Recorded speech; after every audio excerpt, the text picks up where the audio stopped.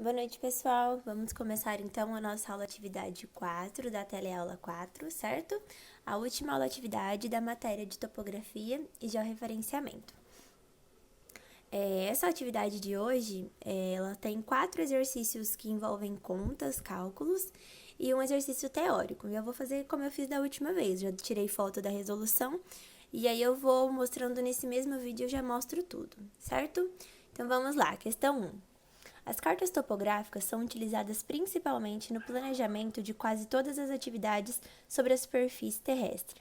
Saber corretamente onde está cada feição, cidade, via de acesso, rios e etc., é muito importante para a urbanização, construção de vias e obras civis. É um meio de comunicar o que foi levantado em campo. Para representar no papel uma linha reta que no terreno mede 45 metros, usando escala de 1 para 50, qual será o valor em centímetros? Assinale a alternativa correta. Então, vamos vir aqui para a nossa primeira questão, questão 1. Então, no terreno, né, a medida que ele nos passou foi de 45 metros, e ele passou que a escala é de 1 para 50, e ele pede para nós, então, qual é o valor no papel em centímetros. Coloquei aqui uma regrinha de 3 simples para vocês. 1 metro no papel equivale a 50 metros no real, que é a escala 1 para 50. Então, x, que é o que eu quero saber no papel, então grava assim, ó. O meu 1 para 50, o 1 é no papel, o 50 é no real. Então, como eu tô querendo saber o valor no papel, eu coloco o x embaixo do 1. E como eu tenho o valor real, eu coloco embaixo do meu valor real da escala. Então, 1 para 50, x para 45. Aplico regrinha de 3. Então, 45 vezes 1, 50 vezes x. Então, 50x é igual a 45, passo 50 dividindo, vou ter que x vale 0,9 metros, ou, passando para centímetro, que é o que ele pede, 90 centímetros. No caso, alternativa D. Vamos confirmar aqui. Tá ali, ó, alternativa D, 90 centímetros. Questão 2. A distância entre dois pontos na planta é de 80 centímetros, para uma escala de 1 para 250, conforme figura abaixo. E aí tem o desenho, né? E mostra que de um ponto a outro, no desenho, é 80 centímetros. Assinale a alternativa que representa o seu valor no terreno. Então, vamos voltar lá. Questão 2. Então, ele dá que no desenho a distância é 80 centímetros. A escala é 1 para 250 e ele pede, então, qual é a distância real. Então, vamos lá para a nossa regrinha de 3 novamente. 1 metro no desenho, 1 do desenho equivale a 250 no real. Então, eu já tenho, lembra que ele me dá o valorzinho D é do desenho. Então, eu vou pôr embaixo do meu 1, que é o que equivale ao desenho. Então, 0,8 está para x. O x é o que eu quero saber, qual vai ser a distância no real. Então, 1 vezes x é igual a 250 vezes 0,8, que é igual a 200 metros. Já está tudo em metro, a gente já converteu 80 centímetros para metro, então a resposta 200 metros. Vamos voltar lá. Alternativa C, 200 metros. Questão 3. A escala cartográfica representa a relação entre os territórios e as suas representações gráficas. Dessa forma, é possível dizer que quanto maior for a escala, e aí ele pede para a gente completar. Sendo um mapa de escala 1 para 300 mil, Sendo um mapa de escala 1 para 300 mil, apresenta uma distância de 15 centímetros entre os pontos A e B. Dessa forma, qual a correta distância entre os dois pontos na realidade?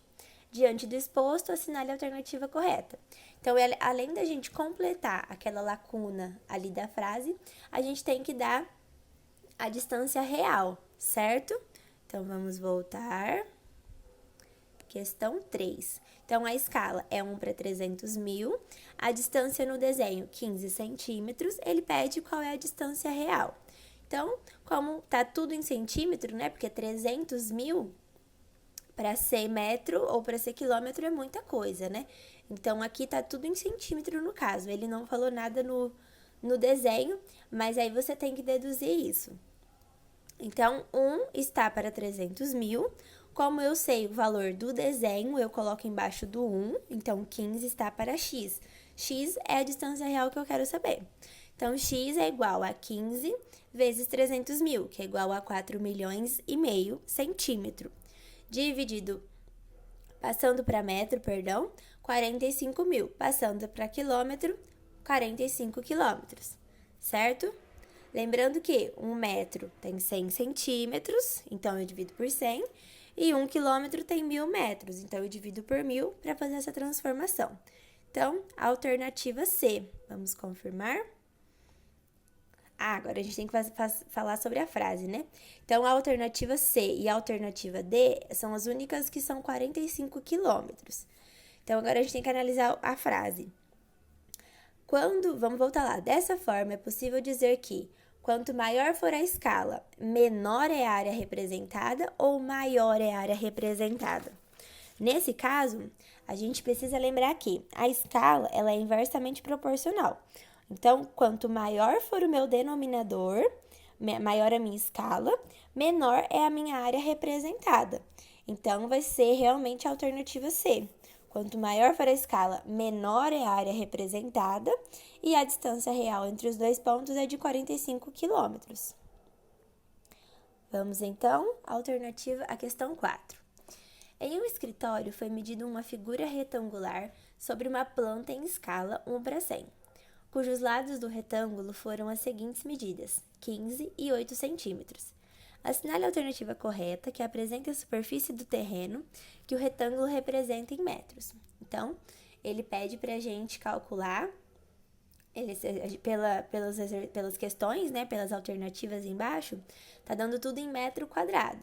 Então, além da gente transformar de centímetro para metro, a gente tem que dar a área, certo? Assinale a alternativa que corresponde à superfície do terreno representada em metros. Então, vamos lá. Questão 4.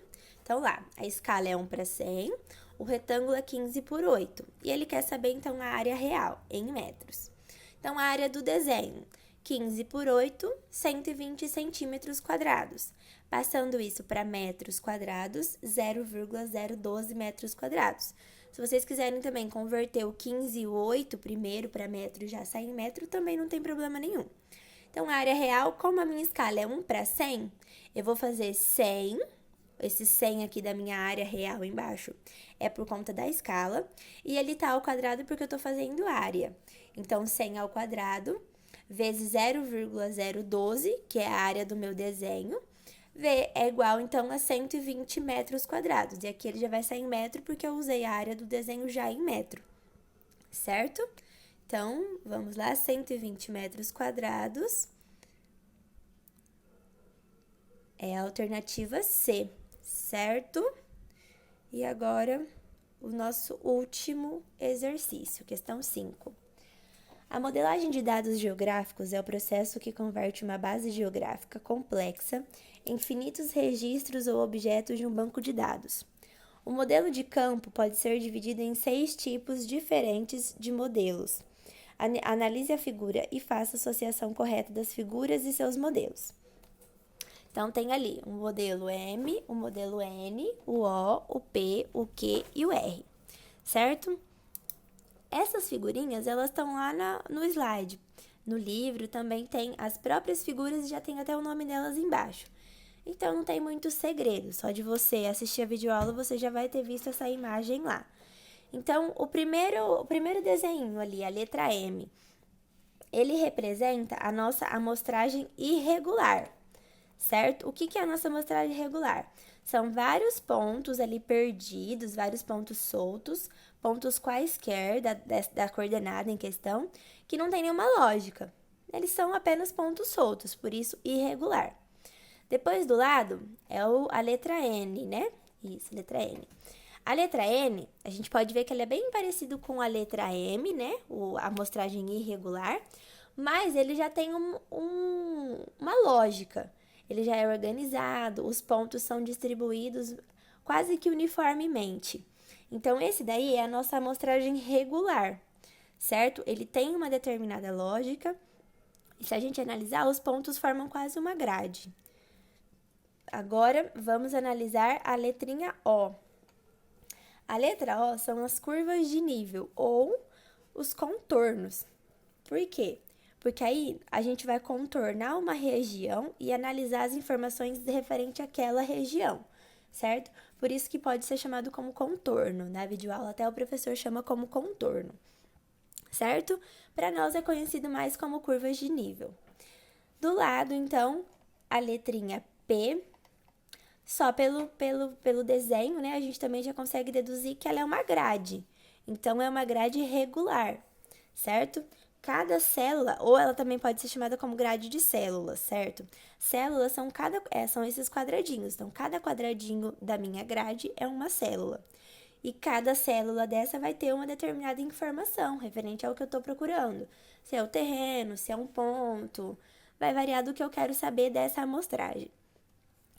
A letrinha Q, a letra Q, então, também pelo nome, a gente já pode deduzir que são polígonos, certo? Então, é uma área que eu divido em vários polígonos e cada polígono vai ter uma informação diferente do outro, certo? Eu vou analisar as informações que eu também preciso nesse caso.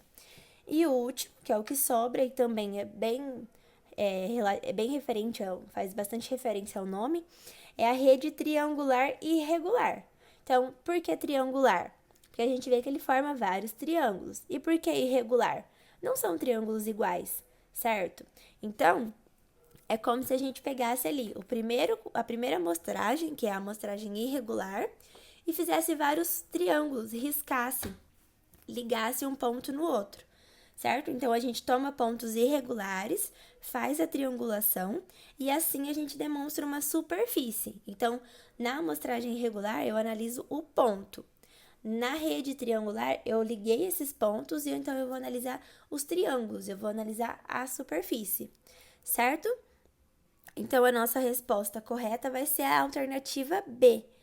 O M é o 4, o N é o 5, o O é o 1, o P é o 2, o Q é o 3 e o R é o 4, certo?